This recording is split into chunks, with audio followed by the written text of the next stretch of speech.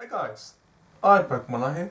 Today I'm going to be talking about price increases, yay! But before I start, the winner of a previous pack giveaway, because you named the tune correctly, your name will be in the script, not in the description, in the video here.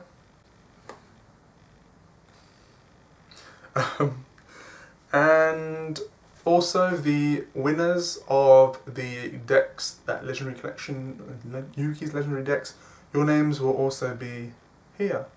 There'll be 3 of you, which I will have contacted you by the time of this video's upload. So you will have won your relevant decks as well. And that's all the giveaways up to date. That's sick. Anyway, point of the video, we're going to talk about price increases. These last 2 months have been incredible for prices, absolutely incredible. We've seen cards that have gone up so high, which we haven't seen for ages. So I'm going to be talking about them all. I'm probably going to be doing it in some crazy order, but I'm going to try and do it actually in set order. Now, we are currently in a format where we are being pushed so damn quickly to use pendulums that it's literally a pendulum-dominated format we're about to move into. With the release of the Magician deck around the corner, lots of pendulum-related cards have spiked up in price. So I'll talk about a Magician first of all. So Chang'e Magician has gone up crazily from a £2 card, yes, about a month, let's say most of these ones about 5-6 weeks ago, to a good £8 plus card. And the reason for this is that it's being used, it will be used in the Magician deck when it comes out. Simple as Mist Valley Apex Avian. This card has had an incredible price spike history. It was literally worthless about 3 months ago. Then it went up in price, let's say to £7, because people realised, oh, this card's got potential, or not even potential, but it's being used in the OCG. So the card went up again. Then of course we grasped onto the fact that it was being used, so literally overnight it went from 7 to 15. Unfortunately, on the side note, I sold all of mine. I think I had 12 for 7 each without realising that the price had gone up. I was being an idiot, and that was about 3 months ago, and I remember the guy I sold it to, and I always got this salty feeling in my mouth. I should have just clocked on why people were asking for it. So anyway, that's that's that. And then the price settled at about 15 quid for a good month, and then it went up very slowly. And up, I mean, last week we saw it at 20. Now we're seeing it 30 plus. The only thing is that this is actually hype now, because when it comes to the actual playability of a card, as we will see, it won't be used. Magispector Unicorn Kirin is a better card, so I've been told. I'm trying to play meta, but I'm really just crap. I'm actually crap at the game, and I don't think any sort of practice can really undo the amount of shit plays that I've done and all that. So that's just me being honest. But I was told that Magispector Unicorn Kirin is a better card than Avian, and it's pretty easy to summon, as in you can just do a Centric Archery and then like a scale 2 or something, because it is level 6, and then it's got a great pendulum. Well, it's got a it's got a scale. It's a pendulum monster, so you can even activate it in a pendulum zone, and then like you pendulum zone or whatever you want. You know, lost the pendulum. So that card is probably going to be used instead of Mist Valley Apex Avian. So Avian will drop back down, but I don't think it will ever hit the price that it was once upon a time, which was nothing, because some people will still try to play the card, because Apex Avian's pretty incredible, let's be honest. Now we'll go on to Luster Pendulum Dragon and the Dracoslayer. I think that's the right name. This card was a couple quid on release, and then it went up to about 7. About 2-3 weeks later, after the market got sold out of them. The card was pretty crap on release, as in there was no utility for the card on release, because of course back then we still had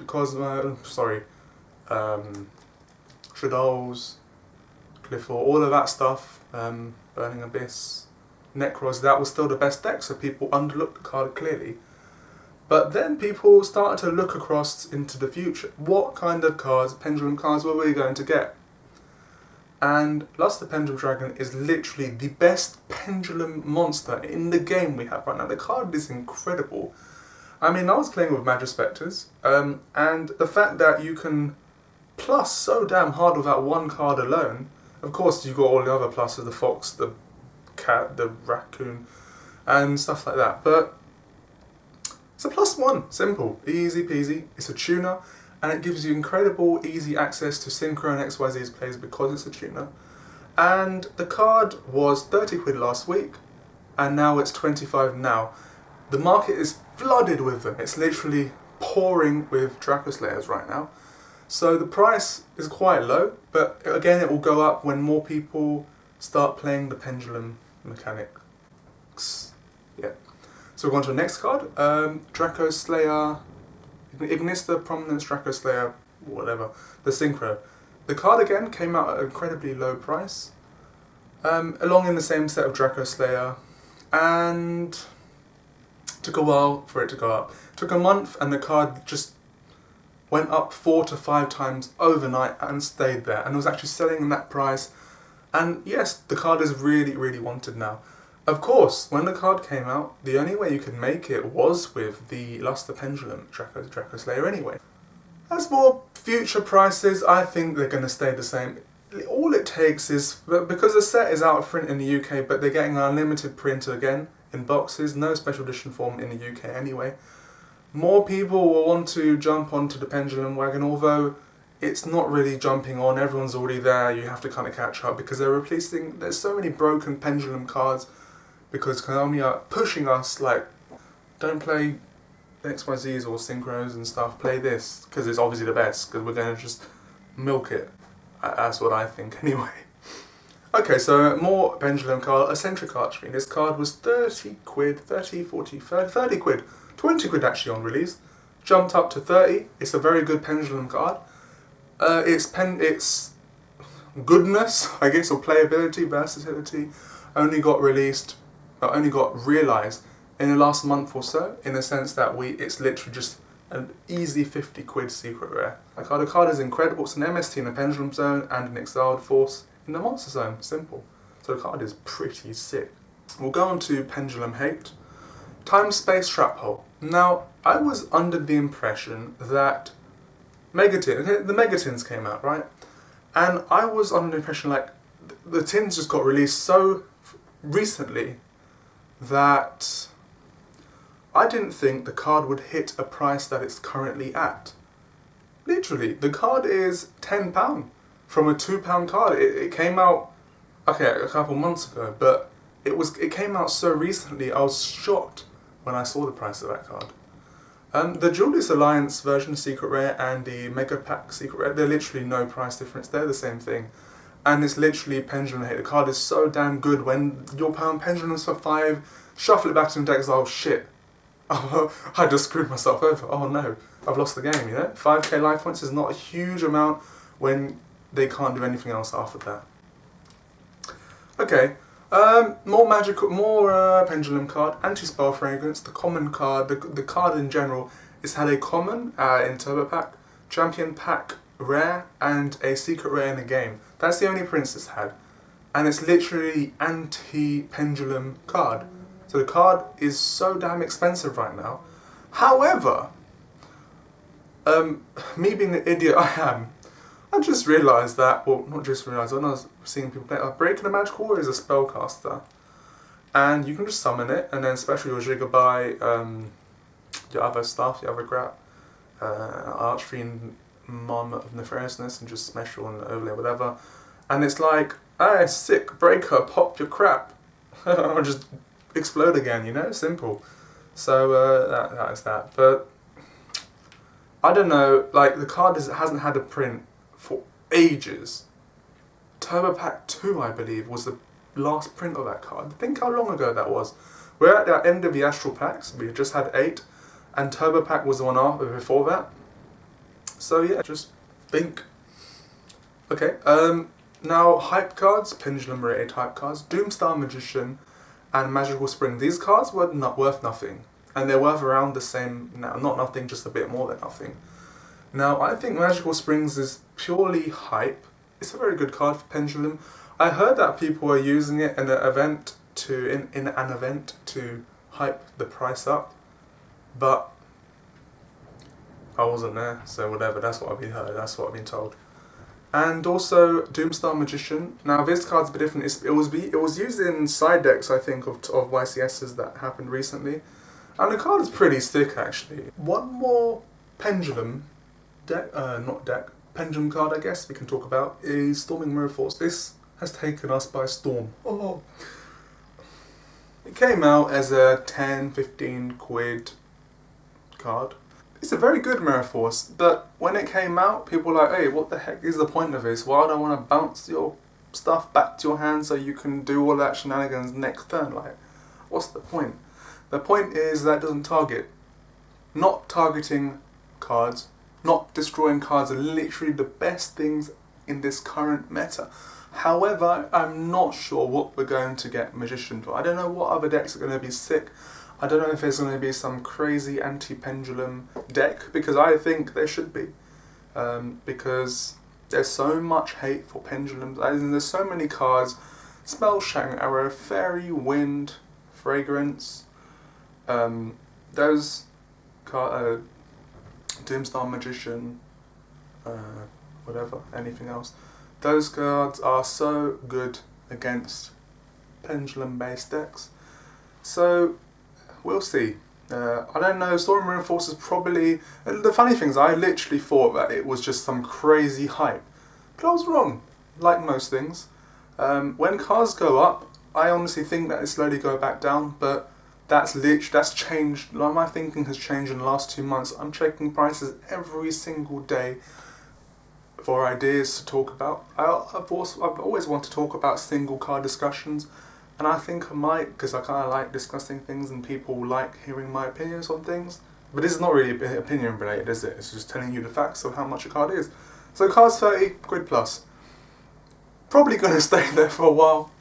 Like everything, everything needs to get reprinted, but the thing is, like, if it gets reprinted on limited edition, it's not going to do anything to the price. Just first editions will be a bit more expensive, or maybe first edition will go up. I don't know. I don't really know when first edition becomes important for newer cards. That's the honest opinion. I don't think it matters, you know. So, yeah, that is basically talking about all the Pendulum related stuff that I spoke about so much today. But I haven't spoken in front of a camera in so long, so it just feels sick. A couple cards I didn't mention. Mask Chameleon, Vector Pendulum, Painful Decision, Brilliant Fusion, Gemini Garnet. Everything apart from maybe Vector and Mask Chameleon. Probably going to go back down. The Brilliant Fusion engine, well, the Brilliant Fusion thing was just an engine, really, to be honest, wasn't it? Engine, you dump your Garnet, you dump your Juggler, you banish Juggler, you get an extra normal summon and stuff like that.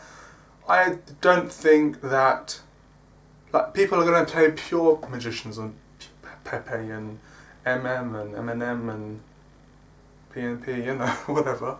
But people are going to be playing pure. They're going to take out the Brilliant Fusion, that engine. That's what my opinion is. So I think the card's going to go back down to not nothing, because literally Garnet was worth nothing. Seraphonite was worth nothing. Gemini Fusion was not worth nothing. They're all literally the same price. It's crazy to think a Hidden Arsenal Super is this damn expensive. Hidden Arsenal 7 is Seraphonite. Hidden Arsenal, I want to say 3 or 2 or 6 or 5. I don't know, whatever Gemini Garnet is. Now I'm going to talk about the future. Typhoon came out as a first print in Battle Pack 3 as a Shatterfall and a common. The card came out at a pretty expensive price, let's be honest, like 4 or 5 quid for a new card. And the card is slowly increasing in price. It's just the common / Shatterfall. It's literally the same thing, you know? And I reckon the card could hit £10 if I'm honest. It's just an MST from your hand on your opponent's turn if you don't have to control anything. So if you activate 2 Pendulums, you Typhoon one of them, you disrupt their play, you know? So that's pretty cool. Another card to talk about, and the last card I want to talk about, slowly going to be less relevant, but we'll see how they do. Cosmo are trying out Kaiser Colosseum. Kaiser Colosseum is a bitch. Let's be honest here. Came out in Magician's Force and Dark Revelations 1, both as common. Magician's Force is obviously an incredibly hard set to get. Dark Revelations 1, the only way you can get it is getting 2005 tins or being lucky and getting a box and stuff. That it's not exactly short print, but the set is so damn big, you're not going to get it. Kaiser Colosseum is pretty sick against the current meta. I mean, it will be pretty good main deck, like anti-meta card kind of thing. You can imagine it now. Thunder King, Kaiser Colosseum, sick. What are we going to do, eh? I think that's all I want to talk about. I know this burst of energy came from. I'm quite enjoying it. Anyway, as usual, name that tune. What I love about discussions, it kind of makes me learn. I have to concentrate on the piano for a little bit to learn things that I think you probably you probably know. If I play it, you will know it. So, name those tunes. Oh, 2 tunes in one. What is this?